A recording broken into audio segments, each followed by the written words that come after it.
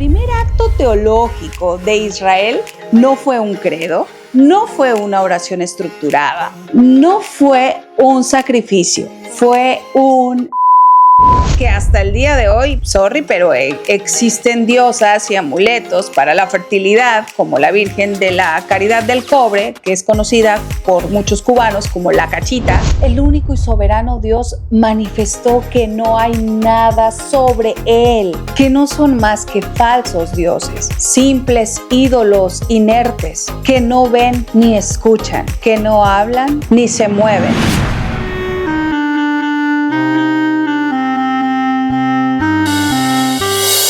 Muchísimas gracias a todos ustedes por los comentarios que nos ponen, por compartir con nosotros.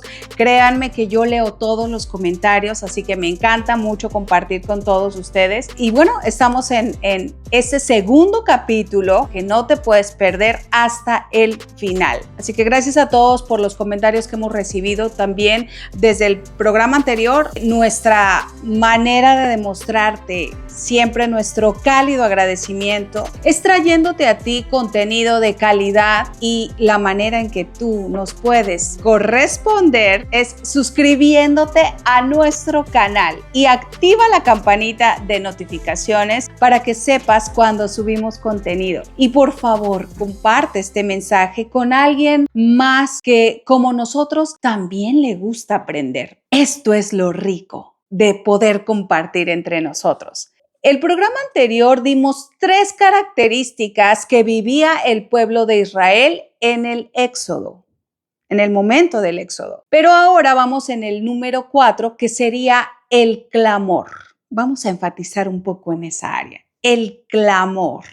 ¿Cómo comenzó todo a ser interpretado? La palabra hebrea, sa'aga, el clamor, se convierte en un término que se repite muchas veces en el texto. Dios escucha ese clamor y es precisamente ese grito desde el sufrimiento el que activa la intervención divina. El primer acto teológico de Israel no fue un credo, no fue una oración estructurada, no fue un sacrificio, fue un grito. Fíjate esto, ese grito desnudo, sin teología elaborada, sin entender nada, fue suficiente para que Dios dijera en Éxodo 3:7, he visto la aflicción de mi pueblo, he oído su clamor, he conocido sus angustias y he descendido. ¡Guau! Observa bien, pero con ojos bien abiertos, no tan grandes como los míos, pero con ojos bien abiertos. En este pasaje hay 4 verbos de Dios en respuesta a un grito humano. Fíjate bien, el primer verbo es ver, es decir, Dios no estaba distraído. Si observas bien este texto, eso es exactamente lo que dice los 4 verbos en un solo pasaje. El siguiente, oír, eso dice que Dios no estaba sordo. El tercero, conocer, eso dice que Dios no estaba distante.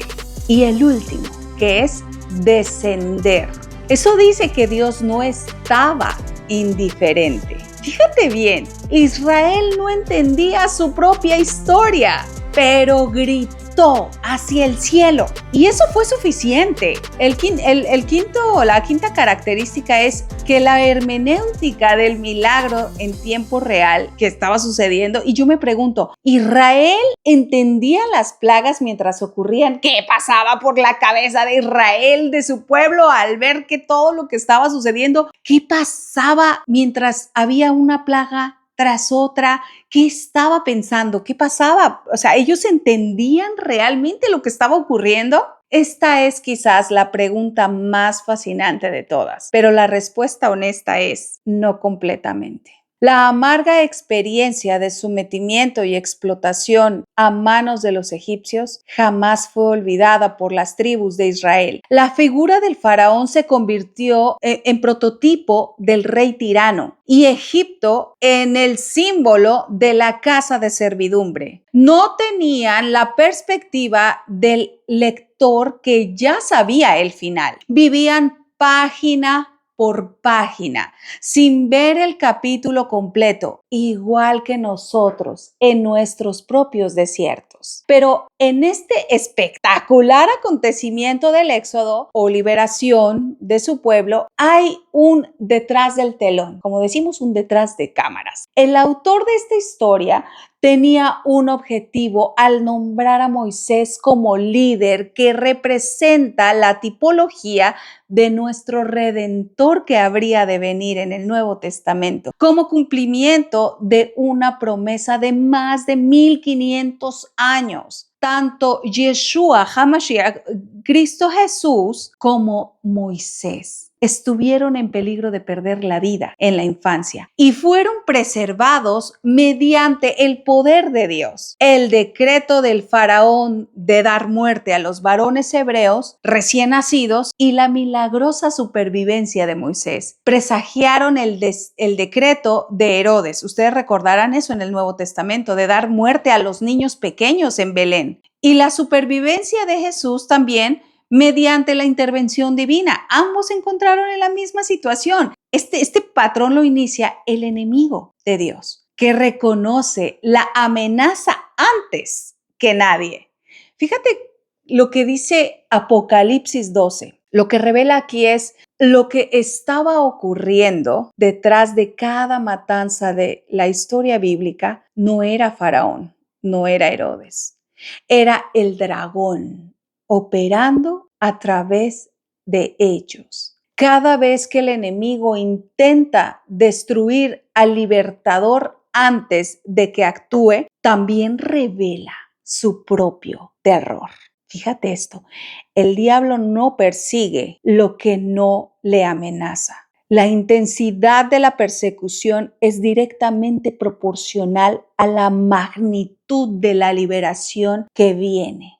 Después, entre los argumentos y negociaciones de Moisés con el faraón, antes de las plagas hubo una primera confrontación espiritual con las fuerzas ocultistas de los dioses egipcios, que entre esos eran Apep. Apep era el dios serpiente que personificaba las tinieblas y el mal, y Edjo, diosa del delta y protectora de los faraones. La vara de Aarón, que fue transformada en serpiente, se comió las otras dos juntas, demostrando que la autoridad de nuestro eterno, del creador, de Hashem, sobre estos dioses egipcios era más grande. Pero fíjate bien, pon atención, antes de comenzar las plagas, Dios ya había devorado a los dioses protectores del faraón. La plaga número 1, que fue el agua convertida en sangre. Api, que es representado como un hombre azul o verde con plantas de Nilo en la cabeza, un vientre gordo, símbolo de abundancia. Sobek, que es conocido como el dios cocodrilo, que se conocía como creador del río Nilo, y Num, el dios carnero protector de las fuentes del Nilo. Apis e Isis, diosas del Nilo. El Nilo era literalmente la vida de Egipto. Convertirlo en sangre fue decirle a todos sus dioses, su dios más poderoso está muerto. Eso fue lo que hizo la plaga al haber convertido en sangre el río Nilo. La plaga número 2, que fue la invasión de ranas, era la adoración de Eket y era representada en cuerpo de mujer con cabeza de rana. Las mujeres incluso usaban amuletos con su imagen durante el parto para protección, símbolo de fertilidad, vida y resurrección, que hasta el día de hoy sorry, pero existen diosas y amuletos para la fertilidad, como la Virgen de la Caridad del Cobre, que es conocida por muchos cubanos como la Cachita, que está sincretizada en la Orisha Oshun, que es la diosa de la fertilidad y del amor. Solo que ahora les llaman vírgenes. La gran multiplicación de ranas hizo que la diosa Eket pareciera malvada. Atormentaba a la gente que le era tan devota. Las supersticiones, los egipcios les obligaban a respetar a las criaturas que la plaga les hacía odiar. Los egipcios no podían matar las ranas. Era pecado capital. Dios los rodeó de su propia diosa multiplicada. Hasta el horror, por supuesto, convirtió su adoración en su tormento. La plaga número 3, que fue la de los piojos o mosquitos. Aquí se adoraba o se derribó al dios Set. El dios del desierto era representado con cuerpo humano, con cabeza de animal desconocido, hocico largo, orejas cuadradas, y era considerado como el dios del caos y las tormentas. Y el desierto representaba también las fuerzas hostiles de la naturaleza. Los magos del faraón intentaron replicar esta plaga, pero la verdad ellos fracasaron porque no podían hacerlo. Pero por primera vez hubo una declaración. Este es el dedo de Dios. El dios del caos fue vencido por el dios del orden. Plaga número 4, que fue la de las moscas. Aquí era la adoración a Huachit. Perdónenme si yo no lo pronuncié bien porque es griego y a mí no me gusta porque es griego. El dios de las moscas era representado en figura humana con la cabeza de mosca. Representaba tenacidad y coraje. Las moscas eran símbolo de vida, o sea, de vida eterna en Egipto. Se encontraban amuletos con moscas en las tumbas y, como dato curioso, a partir de esta plaga se introduce un nuevo elemento decisivo, que fue la distinción entre egipcios e israelitas. Mientras las casas de los egipcios estaban infestadas, los israelitas en Gosén no fueron afectados. El dios de las moscas mandó sus moscas, pero solo a su propio pueblo. La plaga número 5, que fue la muerte del ganado, Hathor, no Thor como el de Hollywood, Hathor, es que es muy parecido el nombre. La adoración a Hathor, la diosa vaca, y Apis, el dios toro de la fortaleza y la fertilidad, y era representado como mujer con cuernos de vaca y disco solar, entre ellos o directamente como una vaca, porque las vacas pues eran consideradas sagradas. La vaca sagrada madre, simbólica de los faraones como diosa del amor, la belleza y la alegría. Los animales sagrados eran adorados, pero la personificación de los dioses en esta plaga mató a sus dioses. Literalmente así fue. Al matar el ganado que los representaba, Dios mató físicamente a sus dioses. Físicamente a sus dioses. No fue una derrota simbólica, fue literal. Los cuernos de sus dioses muertos pudriéndose en el campo. Plaga número 6, las úlceras y llagas. Imhotep, dios de la medicina, y Sekhmet, diosa de la curación, y Khonsu, protector de los enfermos.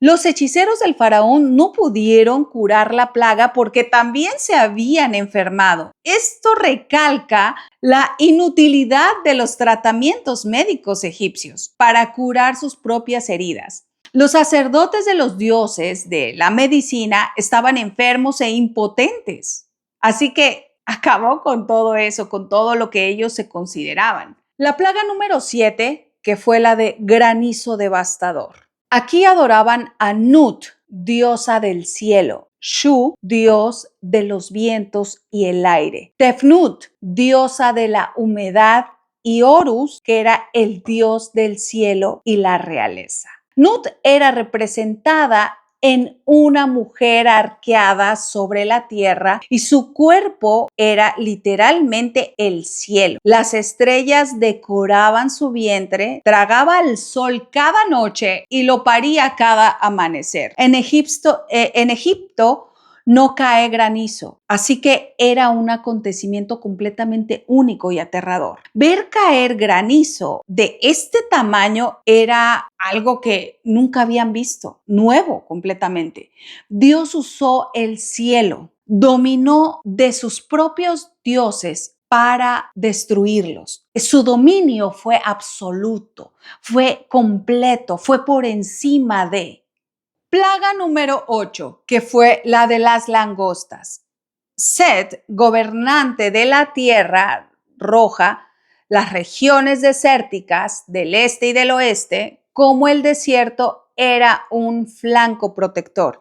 Set desempeñaba su papel protegiendo a Egipto del caos, del desierto básicamente de Set. Sin embargo, Hashem, el Eterno, el Creador, le trajo langostas para acabar con lo que quedaba del granizo. Set era el guardián de las fronteras de Egipto. Las langostas vinieron precisamente del desierto, que él supuestamente protegía. El guardián abrió la puerta al destructor. ¿Cómo puedes creer eso? La plaga número 9, que fue la oscuridad total. Ra, el sol del mediodía, gobernante del cielo, la tierra, el inframundo y los reyes, era considerado el orden divino y la fuente de creación.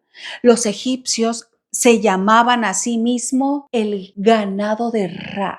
Ra era el dios supremo, el más alto del panteón. Póngase a pensar, 3 días de oscuridad total significó 3 días de Ra muerto. El dios más poderoso de Egipto fue apagado por 3 días. Y el faraón, que era considerado como su hijo, impotente para encenderlo de nuevo. La plaga número 10 y la última, que fue la muerte de los primogénitos. Osiris, el gran dios egipcio, dador de la vida y el señor de la muerte y la resurrección, y el último y más grande dios derrotado, el propio faraón, considerado dios viviente e hijo de Ra. Así que el faraón era considerado el dios viviente sobre la tierra, considerado encarnación de Horus en vida y encarnación de Osiris en la muerte. El faraón fracasó espectacularmente, no pudo evitar las plagas que asolaron su reino, ni la muerte de su propio hijo primogénito, ni que sus ejércitos se ahogaran en el mar. El último de los grandes dioses de Egipto fue pesado en balanza, juzgado y hallado fallo. Dios juzgó a una nación, humillando a sus dioses y sacerdotes en su propio terreno, justo en la supuesta área de dominio de sus dioses. El único y soberano Dios manifestó que no hay nada sobre él. El hecho de que ninguno de los dioses ni de sus sacerdotes pudiera hacer nada para detener y revertir los efectos del juicio de Dios dejó manifiesto que no son más que falsos dioses, simples ídolos inertes, que no ven ni escuchan, que no hablan ni se mueven. Derribó la idolatría y a su vez fortaleció la fe de su propio pueblo, porque mostró su poder por encima de cualquier cosa creada y que el ser humano podemos levantar a veces sin darnos cuenta que es un simple ídolo. No fue una guerra entre pueblos, fue una guerra entre cosmovisiones, como lo pudimos ver en el capítulo anterior. entre el Dios que habla, actúa y libera y los dioses mudos que no pueden salvar ni a sus propios sacerdotes. Hasta aquí este episodio. Muchísimas gracias por acompañarnos. Los amo y me encanta la Pascua. Pesaj es una de las celebraciones que yo tanto disfruto, porque puedo ver esa grandeza de nuestro Dios, de un Dios que liberta, pero que lo hace para que nosotros podamos ver su poder y también para que podamos valorar con quién queremos estar. Y qué tan seguro es poder dar ese paso de fe sabiendo con quién tenemos que quedar bien. Como Faraón y su pueblo egipcio eligieron dioses falsos, la Pascua nos debe recordar que lo primero que Dios quiere derribar en nuestras propias vidas, y lo digo por experiencia propia, que Dios derribó lo primero en mi vida antes de rendirme completamente a su voluntad, fue la idolatría que yo misma había levantado. Entonces Dios lo que hace es derribar la idolatría para que puedas verlo a Él, poner tus ojos en Él, y recuerda que dijimos en el principio, el grito, Él lo escuchó. Y fue suficiente cuando el pueblo pidió auxilio. Que Dios te bendiga y que este capítulo sea para ti el grito que Dios escucha, ve, conoce y desciende a tu auxilio. Te mando besos, abrazos y que el Señor te guarde y te bendiga y haga resplandecer su rostro sobre ti. Gracias. Shalom.